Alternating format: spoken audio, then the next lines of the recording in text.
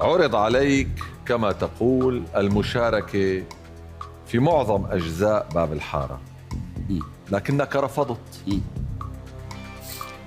برأيك أسوأ ما في باب الحارة كمسلسل النص أم الإخراج؟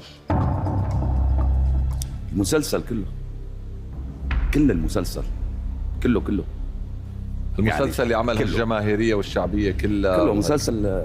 مع احترامي لكل الناس اللي اشتغلته، بس انا فعلا مثل ما عم تحكي كان دائما ينعرض علي، حتى مؤخرا بعتذر. احيانا بتحجج بموضوع مادي، احيانا بتحجج بكذا، بس بشكل عام انا برفض اني اكون موجود.